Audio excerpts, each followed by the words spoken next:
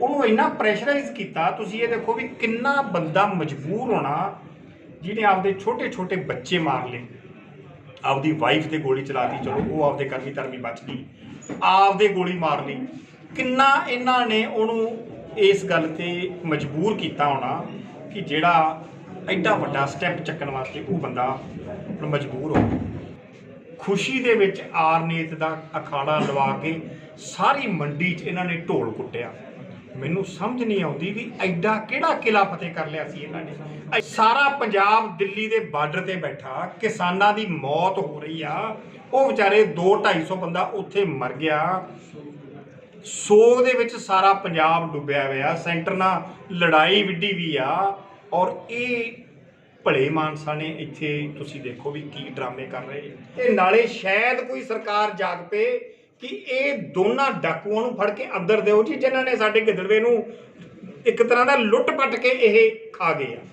ਔਰ ਇੰਨੇ ਇਹਨਾਂ ਚੋਂ ਕਪੜੇ ਨਿਕਲਣਗੇ ਕਿ ਜਿਹੜਾ ਰਹੇ ਰੱਬ ਦਾ ਇਹਦਾ। ਫਰੀਦਕੋਟ ਖੁਦਕੁਸ਼ੀ ਗੋਲੀकांड ਨੂੰ ਲੈ ਕੇ ਅੱਜ ਸ਼੍ਰੋਮਣੀ ਅਕਾਲੀ ਦਲ ਦੇ ਹਲਕਾ ਇੰਚਾਰਜ ਹਰਦੀਪ ਸਿੰਘ ਡਿੰਪੀ ਢਿੱਲੋਂ ਦੀ ਅਗਵਾਈ ਵਿੱਚ ਸੈਂਕੜੇ ਲੋਕਾਂ ਨੇ ਸ਼ਹਿਰ ਵਿੱਚ ਪੈਦਲ ਰੋਸ ਮਾਰਚ ਕੀਤਾ। ਇਸ ਮੌਕੇ ਡਿੰਪੀ ਢਿੱਲੋਂ ਨੇ ਫਰੀਦਕੋਟ ਖੁਦਕੁਸ਼ੀ ਗੋਲੀकांड ਲਈ ਅਮਰਿੰਦਰ ਸਿੰਘ ਰਾਜਾ ਵੜਿੰਗ ਅਤੇ ਉਸ ਦੇ ਸਾਲੇ ਡੰਪੀ ਵਿਨਾਇਕ ਨੂੰ ਜ਼ਿੰਮੇਵਾਰ ਦੱਸਿਆ। ਉਹਨਾਂ ਮੰਗ ਕੀਤੀ ਕਿ ਫਰੀਦਕੋਟ ਖੁਦਕੁਸ਼ੀ ਗੋਲੀकांड ਵਿੱਚ ਵਿਧਾਇਕ ਅਮਰਿੰਦਰ ਸਿੰਘ ਰਾਜਾ ਵੜਿੰਗ ਨੂੰ ਨਾਮਜ਼ਦ ਕਰਕੇ ਗ੍ਰਿਫਤਾਰ ਕੀਤਾ ਜਾਵੇ।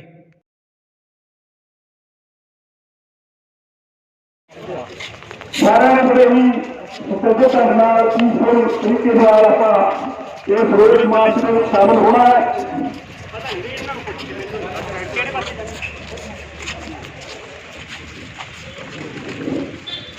ਇਹ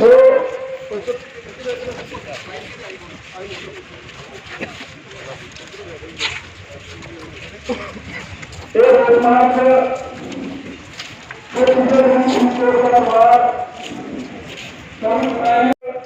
जो पैसे में लैन देन करके उन्होंने परेशानी करने उस करके ये कांड वापरिया।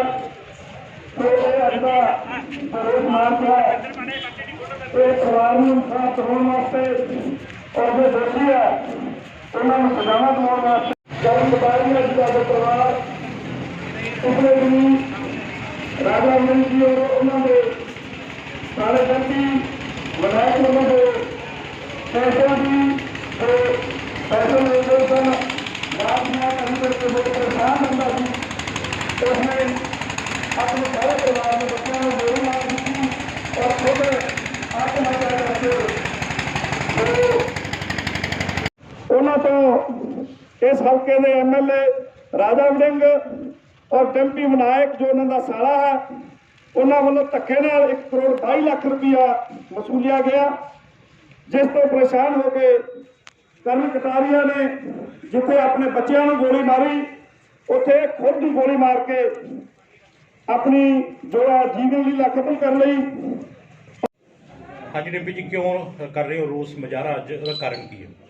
ਇਹਦਾ ਸਰ ਕਾਰਨ ਇਹ ਆ ਜੀ ਇਸ ਰੋਸ ਮੁਜ਼ਾਹਰੇ ਦਾ ਕਿ ਪਿਛਲੇ ਕਾਫੀ ਦਿਨਾਂ ਤੋਂ ਤੁਹਾਡੇ ਮਾਧਿਅਮ ਦੇ ਜ਼ਰੀਏ ਇੱਕ ਫਰੀਦਕੋਟ ਦੀ ਬੜੀ ਦੁਖਦਾਈ ਖਬਰ ਆਈ ਸੀ कि एक कटारिया फैमिली पूरी की पूरी करण कटारिया ने आप खुद आत्महत्या कर ली, आपकी सारी फैमिली ख़त्म करती।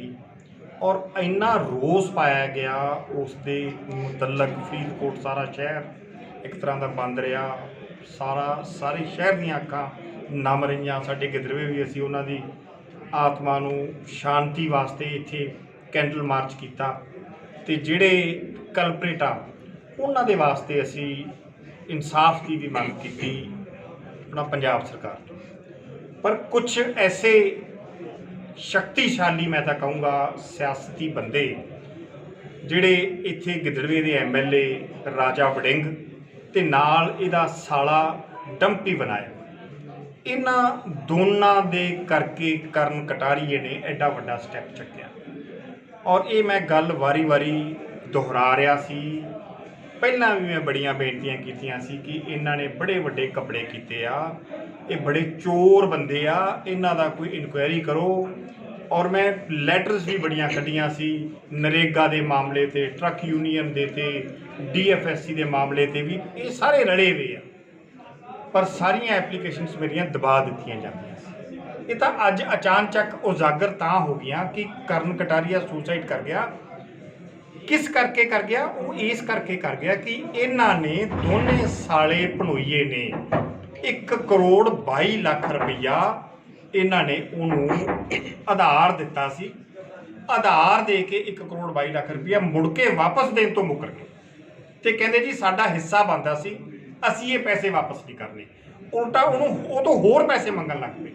ਉਹਨੂੰ ਇੰਨਾ ਪ੍ਰੈਸ਼ਰਾਈਜ਼ ਕੀਤਾ। ਤੁਸੀਂ ਇਹ ਦੇਖੋ ਵੀ ਕਿੰਨਾ ਬੰਦਾ ਮਜਬੂਰ ਹੋਣਾ ਜਿਹਨੇ ਆਪਦੇ ਛੋਟੇ ਛੋਟੇ ਬੱਚੇ ਮਾਰ ਲਏ, ਆਪਦੀ ਵਾਈਫ ਤੇ ਗੋਲੀ ਚਲਾਤੀ, ਚਲੋ ਉਹ ਆਪਦੇ ਕਰਮੀ ਧਰਮੀ ਬਚ ਗਈ, ਆਪਦੇ ਗੋਲੀ ਮਾਰ ਲਈ। ਕਿੰਨਾ ਇਹਨਾਂ ਨੇ ਉਹਨੂੰ ਇਸ ਗੱਲ ਤੇ ਮਜਬੂਰ ਕੀਤਾ ਹੋਣਾ ਕਿ ਜਿਹੜਾ ਐਡਾ ਵੱਡਾ ਸਟੈਪ ਚੱਕਣ ਵਾਸਤੇ ਉਹ ਬੰਦਾ ਮਜਬੂਰ ਹੋ ਗਿਆ। ਚਲੋ ਇਹ ਤਾਂ ਜੋ ਹੋਣਾ ਸੀ, ਕੁਦਰਤੀ ਪਾਣਾ ਵਾਪਰਨਾ ਸੀ, ਵਾਪਰ ਗਿਆ, ਹੋ ਗਿਆ।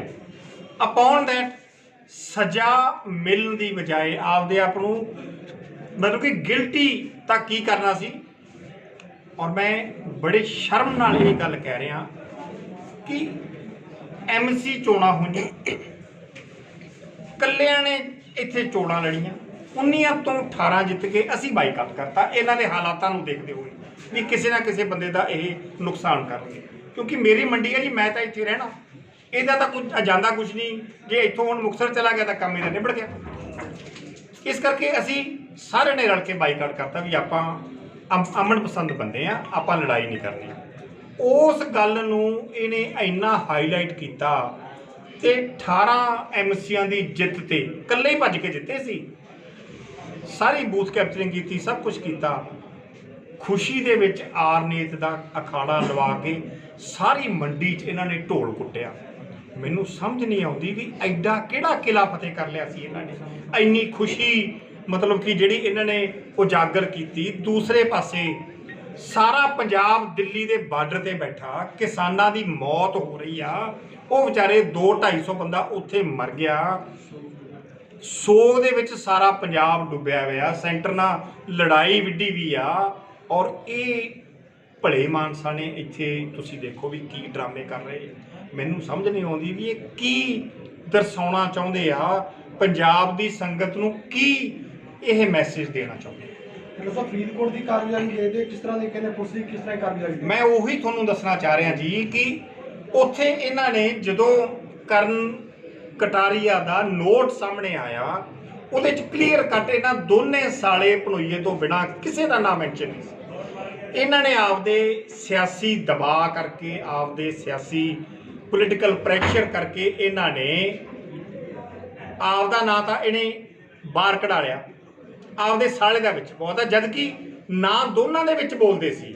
ਸਭ ਨੇ ਪੜਿਆ ਉਹ ਆਪਣਾ ਸੁਸਾਈਡ ਨੂੰ, ਪਰ ਇਹਨੇ ਆਪਦਾ ਕਢਾ ਲਿਆ ਵੀ ਮੈਂ ਆਪਦਾ ਸੇਫ ਰਵਾਂ, ਜੇ ਮੈਂ ਬਾਹਰ ਰਹੂੰਗਾ ਤਾਂ ਮੈਂ ਤੈਨੂੰ ਬਚਾ ਲੂੰਗਾ। ਔਰ ਤੁਸੀਂ ਇਹ ਦੇਖੋ ਵੀ ਇਹਦੇ ਸਾਲੇ ਨੂੰ ਅਜੇ ਤੱਕ ਪੁਲਿਸ ਨੇ ਓਏ ਤੱਕ ਨਹੀਂ ਕਿਹਾ, ਕੋਈ ਰੇਡ ਤੱਕ ਨਹੀਂ ਕੀਤੀ। ਅੱਜ ਕਿੰਨੇ ਦਿਨ ਹੋ ਗਏ ਇਸ ਗੱਲ ਨੂੰ, ਕੋਈ ਇਹੋ ਜਿਹਾ ਹਜੇ ਤੱਕ ਨਹੀਂ ਕੁਝ ਹੋਇਆ। ਹਜੇ ਉਹਨਾਂ ਦੀ ਰਾਖ ਠੰਡੀ ਨਹੀਂ ਹੋਈ ਸੀ ਤੇ ਇਹਨਾਂ ਨੇ ਢੋਲ ਢਮੱਕੇ ਸਟਾਰਟ ਕਰਤੇ। ਫਿਰ ਅਪੋਨ ਦੈਟ ਚਲੋ ਮੰਨ ਲਈ ਸਾਰੀ ਗੱਲ, ਹੋ ਗਿਆ, ਹਵਾ ਗਿਆ।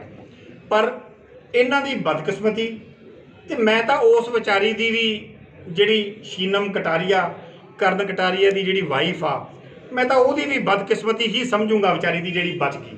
ਪਤਾ ਨਹੀਂ ਇਹਨਾਂ ਵਾਸਤੇ ਬਚੀ ਆ ਵੀ ਇਹਨਾਂ ਨੂੰ ਕੋਈ ਨਾ ਕੋਈ ਸਬਕ ਸਿਖਾਉਣ ਵਾਸਤੇ ਉਹ ਬਚੀ ਆ।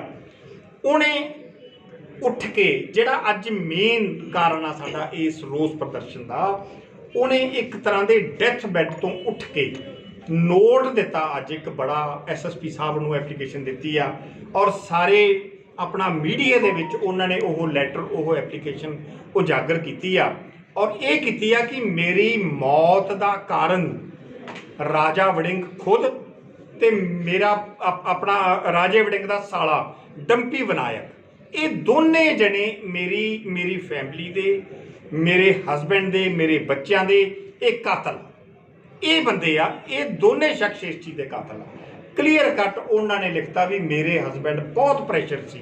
ਔਰ ਲਾਸਟ ਡੇ ਤੇ ਵੀ ਮੈਂ ਕਹਿੰਦੇ ਉਸ ਟਾਈਮ ਨੂੰ ਪਛਤਾ ਰਹੀ ਹਾਂ ਕਿ ਜਦੋਂ ਮੇਰੀ ਅੱਖ ਲੱਗ ਗਈ ਸੀ, ਔਰ ਉਸ ਅੱਖ ਲੱਗਣ ਦੇ ਝਪਕੇ ਦੇ ਵਿੱਚ ਹੀ ਕਰਨ ਕਟਾਰੀਏ ਨੇ ਪਤਾ ਨਹੀਂ ਕਿਵੇਂ ਦਿਲ ਤੇ ਪੱਥਰ ਰੱਖ ਕੇ ਉਹ ਮਾਸੂਮ ਬੱਚਿਆਂ ਦੇ ਗੋਲੀਆਂ ਮਾਰੀਆਂ।